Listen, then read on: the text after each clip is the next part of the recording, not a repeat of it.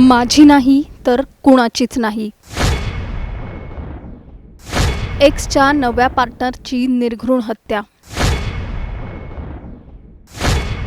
हिंजवडीत love ट्रायंगलचा रक्तरंजित शेवट. प्रेमाचं नातं तुटलं, पण त्यातून निर्माण झालेला राग इतका टोकाला गेला की एका तरुणाचा जीव गेला. पुण्याच्या हिंजवडीत घडलेल्या या घटनेने अनेक प्रश्न उभे केले आहेत. शाळेपासून एकमेकांना ओळखणाऱ्या दोन तरुणींच्या नात्यात तिसऱ्या व्यक्तीची एंट्री झाल्याचा संशय, त्यातून वाद आणि त्यानंतर थेट लोखंडी रॉडने हल्ला. या हल्ल्यात तरुणाचा जागीच मृत्यू झालाय, तर त्याच्यासोबत असलेली तरुणी गंभीर जखमी झाली आहे. धक्कादायक म्हणजे हल्ल्यानंतर आरोपी कार घेऊन पंढरपूरच्या दिशेने पसार झाला. मात्र पोलिसांनी केलेल्या नाकाबंदीमुळे त्याचा पळण्याचा प्रयत्न फसला. नेमकं काय घडलं आणि प्रेमाच्या नात्याचा हा शेवट एवढा भयानक कसा झाला? आरोपीच्या मनात नेमका कोणता राग होता? जाणून घेऊया या सविस्तर रिपोर्टमधून. त्यासाठी हा व्हिडिओ शेवटपर्यंत पहा आणि टाइम्स नाऊ मराठीला लाईक, फॉलो आणि सबस्क्राईब करा. पुण्यातील हिंजवडी IT हब म्हणून ओळखला जाणारा हा परिसर नेहमी गजबजलेला. तरुणींची मोठी वर्दळ, शिक्षण आणि नोकरीसाठी राज्याच्या वेगवेगळ्या भागातून आलेली तरुणाई. पण याच हिंजवडीत घडलेल्या एका घटनेने परिसर हादरलाय. एका तरुणाच्या डोक्यात लोखंडी रॉडने वार करण्यात आले आणि काही क्षणात त्याचा जीव गेला. या हल्ल्यात त्याच्यासोबत असलेली तरुणीही गंभीर जखमी झाली आहे. आणि या सगळ्यामागे कारण ठरलंय प्रेमसंबंधातून निर्माण झालेला संशय.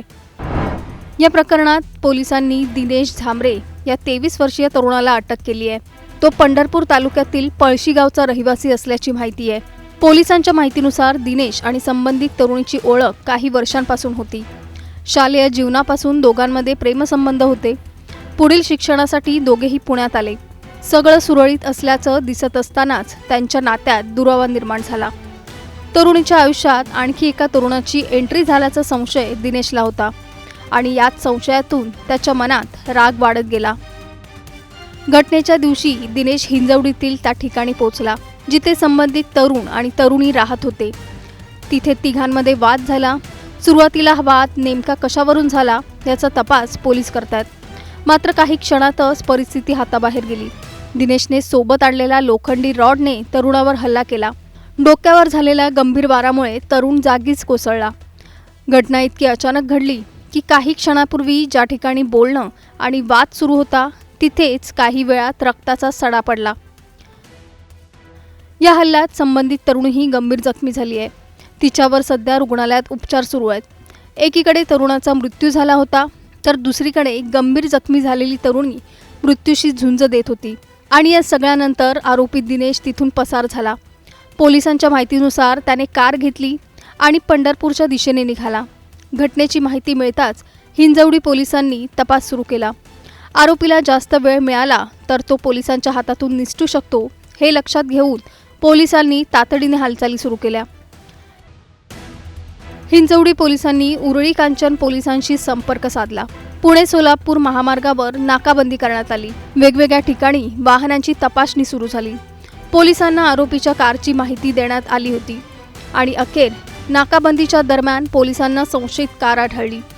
पोलिसांनी कार थांबवली आणि दिनेश झांबरेला ताब्यात घेतलं. हत्येनंतर पंढरपूरच्या दिशेने पळून जाण्याचा प्रयत्न करणाऱ्या आरोपीला अशा प्रकारे काही तासातच पोलिसांनी अटक केली. त्यानंतर पुढील तपासासाठी त्याला हिंजवडी पोलिसांच्या ताब्यात देण्यात आलं. या संपूर्ण घटनेत सर्वात धक्कादायक बाब म्हणजे ज्या नात्याची सुरुवात शालेय जीवनापासून झाली त्याच नात्याचा शेवट एका तरुणाच्या मृत्यूने झाला. प्रेमसंबंधात दुरावा आला, संशय निर्माण झाला, राग वाढला आणि त्या रागाचं रूपांतर हिंसाचारात झालं.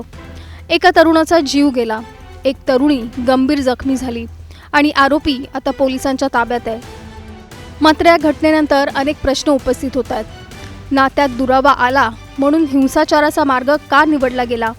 तरुणीच्या आयुष्यात दुसरी व्यक्ती आल्याचा केवळ संशय होता की त्यामागे आणखी काही कारण होतं?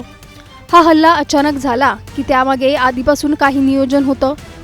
आरोपी नेमका लोखंडी रॉड घेऊन तिथे का पोहोचला होता?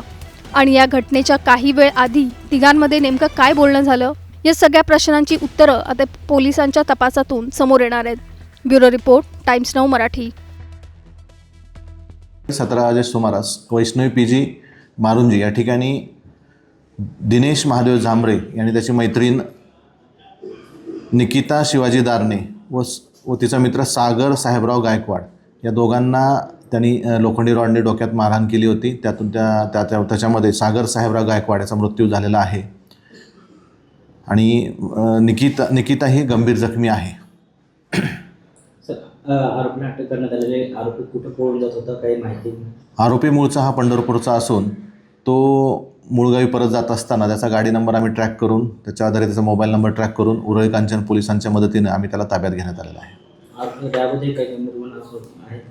आरोपीचा रेकॉर्ड तसं निरंक आहे, काही नाही. किती दिवसापासून रिलेशनमध्ये होतं काही माहिती समोर आली? त्यांचे मागच्या 2-3 वर्षापासून प्रेमसंबंध होते अशी प्राथमिक माहिती आहे. आता वादाचं कारण काही समोर आलं? प्रेमसंबंधातूनच त्यांचं हे झालेलं दिसून येते. त्याचा पुढील तपास सुरू आहे. सखोल व सविस्तर तपास केला जाईल. माझी नाही तर कुणाचीच नाही.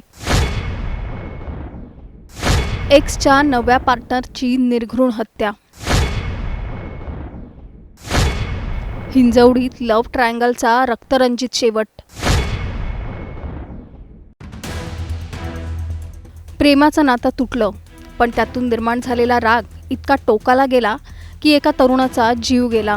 पुण्याच्या हिंजवडीत घडलेल्या या घटनेने अनेक प्रश्न उभे केले आहेत. शाळेपासून एकमेकांना ओळखणाऱ्या 2 तरुणींच्या नात्यात तिसऱ्या व्यक्तीची एंट्री झाल्याचा संशय, त्यातून वाद आणि त्यानंतर थेट लोखंडी रॉडने हल्ला.